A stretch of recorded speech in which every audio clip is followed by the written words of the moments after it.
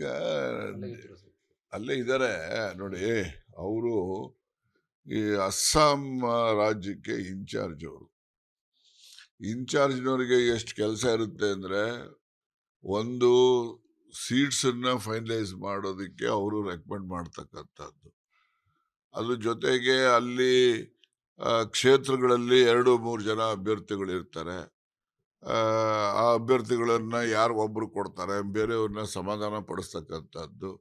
ಮತ್ತೆ ಯಾವ ಅಭ್ಯರ್ಥಿಗೆ ಇಲ್ಲಿ ಅವಕಾಶ ಕೊಟ್ರೆ ಅವ್ರು ಇಲ್ಲಿ ಗೆಲ್ತಾರೆ ಅಂತಕ್ಕಂಥದ್ದು, ಇದು ಅವರು ಸರ್ವೆ ಮಾಡ್ತಾರೆ. ಆ ಸರ್ವೆದು ಜಿನಿಯನ್ನೆಸ್ ಮತ್ತೆ ಗ್ರೌಂಡ್ ರಿಯಾಲಿಟಿ ಏನಿದೆ ಅವೆಲ್ಲವನ್ನು ಕೂಡ ಅವರು ಮಾಡಬೇಕಾದ್ರೆ ಬಹಳ ಗುರುತರವಾದಂತಹ ಜವಾಬ್ದಾರಿ ಅದು. ಗೊತ್ತಾಯ್ತಾ? ಇಲ್ಲಿ ಸರ್ಕಾರದಲ್ಲಿ ನಡೆಸೋದು ಅಂತ ಹೇಳಿದ್ರೆ ಅಧಿಕಾರಿಗಳಿರ್ತಾರೆ, ಮಾಹಿತಿ ಕೊಡೋರು ಇರ್ತಾರೆ, ಹೇಳಿದ ಕೆಲಸ ಮಾಡೋರು ಇರ್ತಾರೆ. ಅಲ್ಲಿ ಪಕ್ಷದಲ್ಲಿ ನಾವೇ ಉತ್ತಮವಾದಂತಹ ರೀತಿಯಲ್ಲಿ ಮಾಹಿತಿಯನ್ನ ಕೊಡುವಂತ ಜನಗಳನ್ನ ಆ ಜವಾಬ್ದಾರಿ ಕೊಟ್ಟು ಅಲ್ಲಿ ಹಾಕಬೇಕು, ಅವರಿಂದ ಮಾಹಿತಿ ತಗೋಬೇಕು, ಆಮೇಲೆ ತೀರ್ಮಾನಗಳಾಗಬೇಕು. ಅದು ಬಹಳ ಗುರುತರವಾದಂತಹ ಜವಾಬ್ದಾರಿ ಕೆಲಸ. ನಿರಂತರವಾಗಿ ಕೇಂದ್ರದ ಕಾಂಗ್ರೆಸ್ ಮುಖಂಡರ ಜೊತೆನೂ ಕೂಡ ಸಂಪರ್ಕ ಇಟ್ಕೋಬೇಕಾಗ್ತದೆ. ಮತ್ತೆ ಅಲ್ಲಿನ ಅಸ್ಸಾಂ ರಾಜ್ಯದ ಮುಖಂಡರುಗಳು ಯಾರಿದ್ದಾರೆ ಅವ್ರ ಜೊತೆ ಸಂಪರ್ಕ ಇಟ್ಕೋಬೇಕಾಗ್ತದೆ.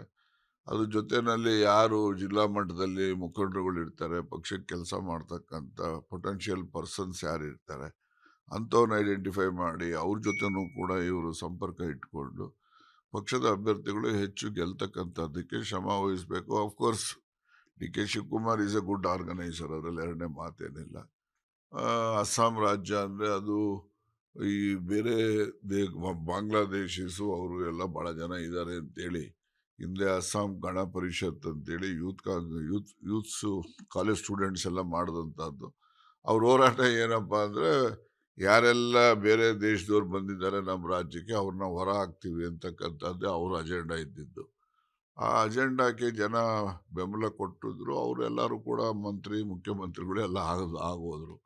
ಅಲ್ಲಿ ಒಂದು ಬರ್ನಿಂಗ್ ಇಶ್ಯೂ ಅಂತ ಹೇಳಿದ್ರೆ ಅದು ಯಾರೆಲ್ಲ ಬೇರೆ ದೇಶಗಳಿಂದ ಬಂದಿದ್ದಾರೆ ಅವರನ್ನು ಹೊರ ಹಾಕ್ತಕ್ಕಂಥದ್ದು, ಅವರಿಗೆಲ್ಲ ವೋಟರ್ ಲಿಸ್ಟಲ್ಲೆಲ್ಲ ಸೇರಿದ್ರೆ ಅದನ್ನು ತೆಗೆಸಿ ಎಲೆಕ್ಷನ್ ಮಾಡುವಂಥದ್ದು. ಅದಕ್ಕೆ ತೆಗ್ಸೋದಕ್ಕೆ ಪರ ವಿರುದ್ಧ ಎಲ್ಲ ಇದ್ದಾರೆ. ಅದೆಲ್ಲ ಬಹಳ ಪ್ರಾಬ್ಲಮ್ಯಾಟಿಕ್ ಸ್ಟೇಟ್ ಅದು. ಯಾರು ಡಿ ಕೆ ಶಿ ಅವರು ಭೇಟಿ ಆಗಿರ್ತಾರೆ. ಈಗ ಭೇಟಿ ಮಾಡೋದೇನು ಕಷ್ಟ ಅಲ್ಲ. ಭೇಟಿ ಯಾವ ಉದ್ದೇಶದಿಂದ ಮಾಡಿದ್ದಾರೆ, ಏನು ಚರ್ಚೆ ಆಯಿತು ಅದು ಮುಖ್ಯ. ಈಗ ಅವ್ರು ಭೇಟಿ ಮಾಡೋದು ಅಸ್ಸಾಂ ವಿಚಾರದಲ್ಲಿ, ಅಲ್ಲಿ ಮೀಟಿಂಗ್ ಕರೆದಾಗ ಅಲ್ಲಿನೂ ಕೂಡ ಜೊತೆಲಿದ್ದಾರೆ. ಮತ್ತೆ 1-to-1 ಮಾತಾಡೋದಕ್ಕೆ ಅದು ಸ್ಪೆಸಿಫಿಕಲಿ ಅಸ್ಸಾಂ ವಿಚಾರಕ್ಕೆ ಮಾತಾಡೋದಕ್ಕೆ ಭೇಟಿ ಮಾಡ್ತಾರೆ ಅಷ್ಟೇ. ಈಗ ಬೇರೆ ರಾಜ್ಯದ ಬಗ್ಗೆ ಮೊನ್ನೆ ಮೈಸೂರಿಗೆ ಬಂದಾಗ ನಾನು ವಿಶೇಷವಾಗಿ ಈ ರಾಜ್ಯದ ಬಗ್ಗೆ ಚರ್ಚೆ ಮಾಡೋದಕ್ಕೆ ಸಮಯ ನಿಗದಿ ಮಾಡಿ ಕರೆಸ್ತೀನಿ ಅಂತ ಹೇಳಿದ್ದಾರೆ. ಅದರಿಂದ ಆ ಸಂದರ್ಭಕ್ಕೆ ಹೋದಾಗ ಮಾತ್ರ ಆ ವಿಚಾರ. ಈಗ ಅಸ್ಸಾಂ ವಿಚಾರದಲ್ಲಿ ಮಾತ್ರ ಈಗ ಭೇಟಿ ಮಾಡ್ತಾರೆ. ರಾಹುಲ್ ಗಾಂಧಿ ಅವರು ಕೂಡ ಸಂಪರ್ಕದಲ್ಲಿ, ಯಾಕೆಂದ್ರೆ ಅಸ್ಸಾಂದು ಏನೇ ಸಮಸ್ಯೆಗಳು ಇದ್ರು ಈ ಚುನಾವಣೆ ಇರೋದ್ರಿಂದ ನಿರಂತರವಾಗಿ ಅವ್ರಿಗೆ ಇವರು ಮಾತಾಡಬೇಕಾಗ್ತದೆ, ಇವ್ರಿಗೆ ಅವರು ಮಾತಾಡಬೇಕಾಗ್ತದೆ. ಆದರೆ ಕರ್ನಾಟಕದ ವಿಚಾರಕ್ಕೆ ಭೇಟಿ ಮಾಡಿ ಚರ್ಚೆ ಆಯಿತು ಅನ್ನೋದು ಮುಖ್ಯ ಅಷ್ಟೆ. ಈಗ ಅಲ್ಲೇ ಇದ್ದಾರೆ ನೋಡಿ. ಅವರು ಈ ಅಸ್ಸಾಂ ರಾಜ್ಯಕ್ಕೆ ಇನ್ಚಾರ್ಜ್ನವರಿಗೆ ಎಷ್ಟು ಕೆಲಸ ಇರುತ್ತೆ ಅಂದ್ರೆ, ಒಂದು ಸೀಟ್ಸ್ ಅನ್ನ ಫೈನಲೈಸ್ ಮಾಡೋದಕ್ಕೆ ಅವರು ರೆಕಮೆಂಡ್ ಮಾಡ್ತಕ್ಕಂಥದ್ದು. ಅದ್ರ ಜೊತೆಗೆ ಅಲ್ಲಿ ಕ್ಷೇತ್ರಗಳಲ್ಲಿ 2-3 ಜನ ಅಭ್ಯರ್ಥಿಗಳು ಇರ್ತಾರೆ.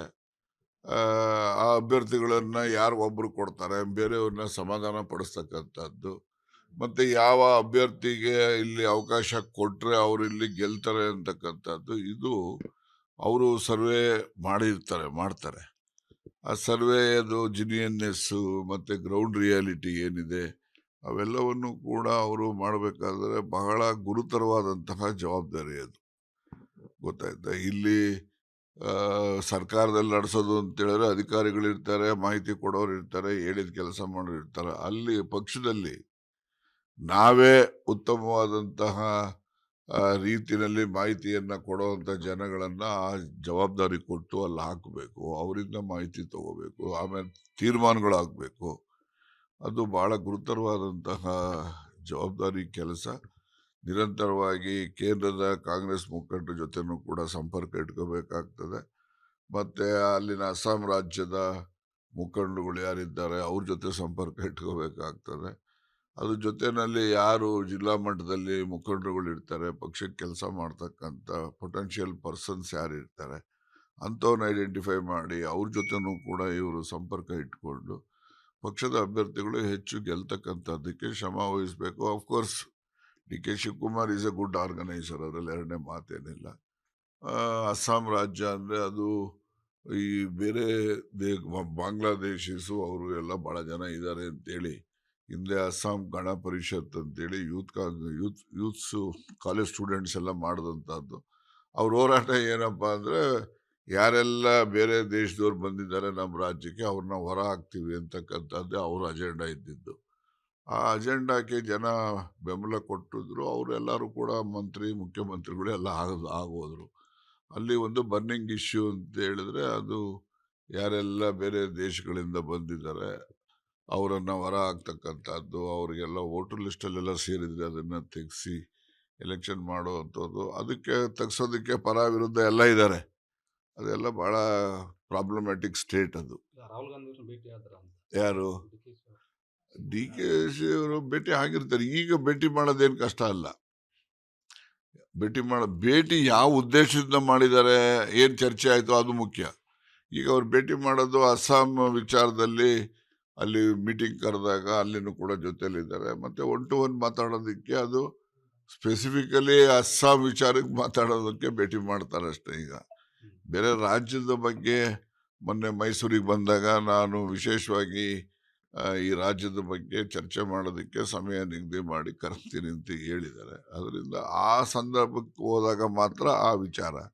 ಈಗ ಅಸ್ಸಾಂ ವಿಚಾರದಲ್ಲಿ ಮಾತ್ರ ಈಗ ಭೇಟಿ ಮಾಡ್ತಾರೆ.